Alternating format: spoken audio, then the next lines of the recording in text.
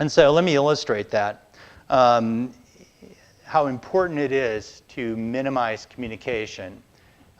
So this is an illustration of the amount of energy that it takes to do a fused multiply accumulate on 3 64-bit operands and store the 64-bit result.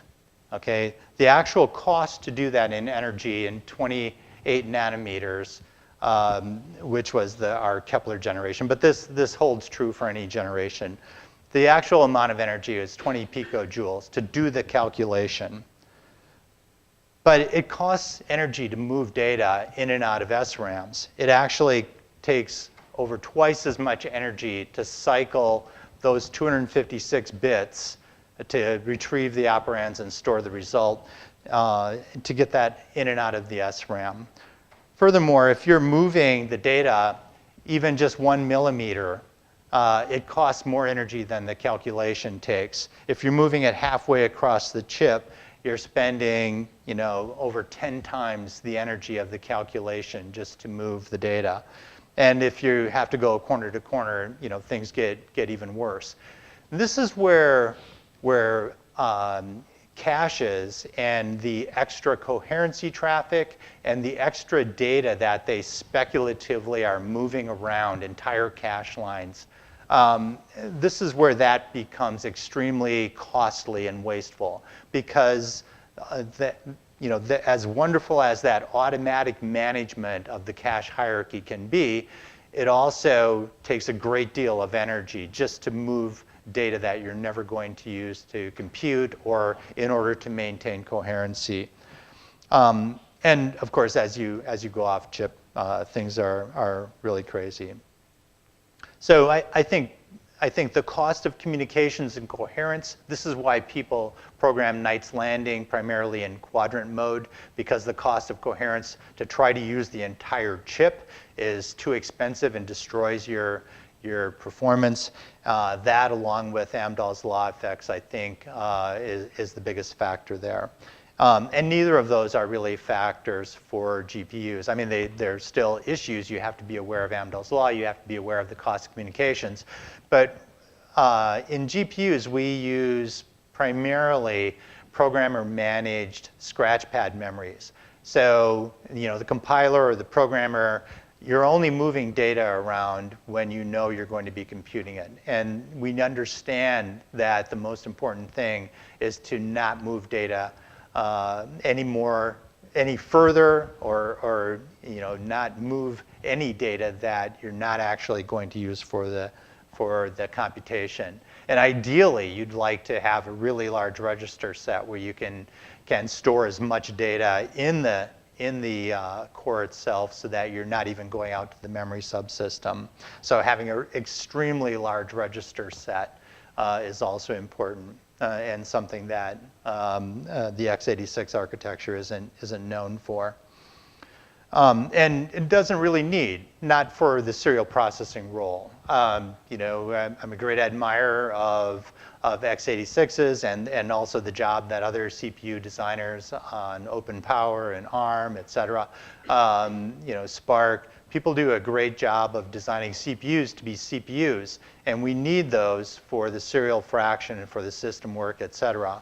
But they make pretty lousy parallel processors and don't scale up to really large numbers of cores. So this is on the left. This is a chart. I want to just talk about Dennard scaling a little bit, because this also illustrates another dimension of optimization that's open to us as we design GPUs that isn't available for CPUs. This is a chart that Gordon Moore of Moore's Law fame used in 2000 to show how leakage current was becoming a larger and larger fraction of the power of a chip, and was actually somewhere around 2000 going to cross over and be a larger component of the power dissipation of a CPU than the switching current, which ordinarily used to be almost all of the current that CPUs consumed. So on the right, I have a chart of that shows leakage. and how much leakage current there is on the vertical scale. And it compares that with the delay of the transistor. And the curves on here are showing 3 different transistor choices, and each of those transistor choices that chip designers can use also have a metric called gate length that determines how fast the transistor can switch. And as you approach the threshold voltage with the supply voltage, taking leakage into consideration. So for instance, the LVT up there, that would be a low drive current but very fast transistor compared to the standard VT, the SVT, or the one on the far right is the high current transistor choice. And the design tools will make these choices for you.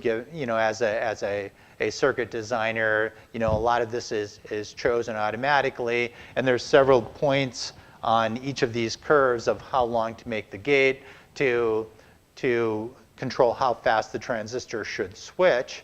And depending on the gate length, you can get faster switching, but at the cost of higher leakage. And what I want to do is compare the difference in the cost of leakage current depending on how fast you're trying to drive the transistor. And so one way to do this is to kind of compare the ratios across the curve. And you can see that actually the leakage current varies much more rapidly with gate length than the transistor delay. And so if you're willing to run at a slightly slower clock, which is what a longer transistor delay would require, if you're willing to run at a slower clock, you can use a transistor that has much lower leakage and achieve a power efficiency benefit as a result. And that power efficiency means that you can afford the energy within whatever the packaging envelope that you have to power up more of those transistors that you're still getting from Moore's law. And so you can see the size of these ratios, that it actually becomes profitable to run at a slower clock, but then just have many, many more cores. Now you can't add many, many more cores if you're scaling out, using a many weak cores kind of architecture because of the cost of coherency and the data movement, et cetera, all the things I already talked about. But GPUs have embarrassingly parallel architectures, and you can just multiply the number of cores without really having the costs scale any worse than linearly in terms of the energy to drive them. And so this is why, if you look at the clock speed of GPUs, they're maybe half of the clock speed of CPUs. And it's because we're exploiting this factor, and it lets us power up more transistors and run them more efficiently at a lower energy. And that means that we can get more work done in a throughput situation where you have lots and lots of parallelism. And that's the whole mission of GPUs. So this also means that you can pick the point on the power and performance envelope that you want to operate at. So what I'm showing here is application performance. These are actually all, so it's SGEM, which the matrix multiply single precision. But the red and the green are a couple of deep learning benchmarks. One is training. The red is the training. And the green is inferencing, so just the forward pass with lower precision. But you can see that there's a curve. It's not a straight line. The horizontal axis is the power. So as you increase the power and turn up the clock, you can tell that it starts to curve over. And typically we run at what we call max P. Max P is the far right of that. So the Volta SXM2 GPUs are typically running at a maximum power of 300 watts. But that's not necessarily the most efficient place to run them. This is plotting performance per watt as a function of wattage and speed. And it's the same data set, only showing performance per watt. And you can see where the optimal point would be to operate the GPU for each of these workloads. And it does vary around. As you run the GPU slower, the memory clock stays the same. And so not everything scales with power, certainly not linearly. But if you have a memory-intensive application that is going out to the DRAM a lot, you can get a really big benefit from it almost seems like a contradiction, but you can possibly achieve a big energy benefit by slowing the GPU down. And so we see a lot of applications where running at around half the power, you're still getting 80% of the performance at running at max P. Right? So max Q is this maximum point of performance. And you can see an example of that in the ResNet training at around 140, maybe 150 watts. It's achieving 1.6 times, it's achieving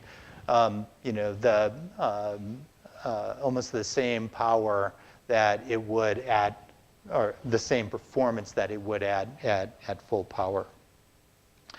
So one thing that you need to consider. So we've optimized for energy efficiency, right? And Volta is a very large chip. Because we've optimized for energy efficiency, we can max out the size of the chip, and we can power up all of those transistors basically at the same time. There's no dark silicon on GPUs. Volta has 21 billion transistors. It's what's called a max reticle chip. It's essentially the largest chip that can be manufactured with the equipment that is commercially available. And it can be pretty easily fully subscribed, even with a single core driving it from a serial portion, if you have sufficient parallelism in the parallel regions that you want to run in parallel. But we want to build even larger and more powerful compute nodes than you can get with a single GPU. And even though we're at the ending days of Moore's law, and we can't really build larger chips, the obvious thing that we need to do is to be able to tie multiple chips together. And you can do that with distributed parallelism and have more and more nodes and use MPI. But a more effective way that gets better strong scaling is to basically use the attribute that GPUs have of having this extensible parallel architecture and provide a high performance communication, basically an extension of the memory architecture to span multiple devices. And now you can essentially treat that as if it's one big GPU, program it without MPI, and still be able to use the entire assembly of devices. And so we have this thing called NVLink, which is a memory fabric. It's not a network. It's not, you're not doing sends and receives. There's no queues, whatever. It's literally, you can do loads and stores and atomics, and you can coordinate and synchronize threads that run on multiple GPUs. And it's extremely fast relative to memory bandwidth. NVLink in Volta has about 1/3 of the bandwidth that the HBM memory has. And the HBM memory is extremely fast, almost a terabyte per second. NVLink has aggregate bandwidth, peak bandwidth of 300 gigabytes per second. And so you can tie two GPUs together with NVLink, and there is some NUMA effect, but from the perspective of the cores, they can do loads and stores across NVLink and hide the latency to other chips' memories, and it all just works. And it works very efficiently as well. So with a little bit of care to the placement of your data, you can get incredible parallel efficiency. And there, as I said, it's loads, stores, atomics. There are no NICs. It's a fabric. It's an extension. So if you're going to hide latency, you need to have a lot of resources. You need to be able to support having lots and lots of outstanding loads or stores in flight at the same time. And this is a function of how many threads you have, how many registers the threads have, how many streaming multiprocessors you have. This is just a schematic diagram of the Volta SM. And each thread, so each SM can have over 1,000 active threads. And each thread can have up to 256 registers. An SM can have 32,000 registers. And so all of those can be targets of loads. That means you can fill extremely deep pipelines. And there's 80 SMs. There's 80 of these on a Volta. And all of them can be active at the same time. Thousands and thousands of threads launching, thousands and thousands of outstanding memory references mean that you can fill deep memory pipelines. We can hide over a microsecond of latency at a terabyte per second to the HBM memory. And we can hide then like 5 or 6 times that amount of latency going out over NVLink. So it really does work to connect multiple GPUs together and just program them with CUDA as if it's a single large GPU. And this is just an eye chart here to see whether or not you can read the. I just wanted to point out that, so there's over 2,500 cores on the GPU. I wanted to point out the clock speed. This is comparing Volta as this far right column. The previous generation was Pascal. And we actually slightly slowed the clock down from Pascal. So that's taking advantage of that max-Q design philosophy and being able to trade parallelism for speed, because we don't care what the clock speed is. We don't care about latency, really. We care about throughput. We're only executing the parallel portions of the application, which for most HPC applications is by far the largest amount of work. And we pair these things up with very powerful CPUs to do the serial work. And that's a pretty good model in a lot of cases. I just wanted to point out, this is the register file size. It's over 20 megabytes of just registers in the SMs. So remember, I was talking about not wanting to move data around. This is part of how you achieve that. So, and it works. This is 4 GPUs, the little green up there, 4 GPUs connected with NVLink, 4 Voltas, and compared to 48 CPU-only nodes in the NSF Comet supercomputer in the US. So let me talk about the convergence of HPC and AI, because I think this is really going to be now the future of a lot of supercomputing applications.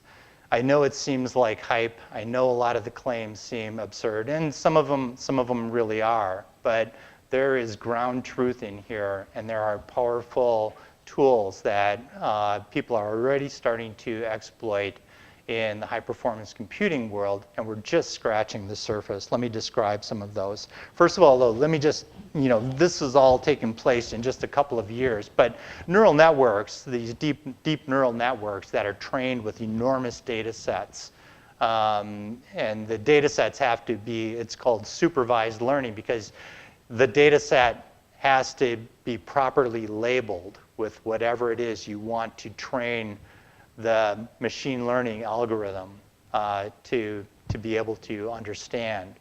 Deep neural networks are essentially universal algorithm or function approximators, but they only learn what you show them in the data. And so one of the biggest challenges for anyone working in AI today is getting a reliable and good and big enough and complete enough labeled training data set. But if you have that, neural networks have gone in just a few years from really only being able to do recognition and classification to starting to deal with recursion and time series data. There are now neural networks, multi-layer neural networks that understand time series that generate from first principles the waveforms. They learn the waveforms for human speech, and they're able to do text-to-speech directly with those. So, there's also a new class of neural networks called generative models and generative adversarial networks, where you're training a pair of networks at the same time. One of them you're training to understand what the right answer is, and the other, and it's an adversary of the network that is being used to generate examples of something that you want to generate. And these are being used in a variety of different ways, but a lot of it is translation and generation of speech and generation of maps and routing, correct routings, and things like this. So neural networks aren't just for recognition anymore. They actually can generate based on a time series. They can generate what the next video frame in the sequence, or what the next algorithmic step would be for a function.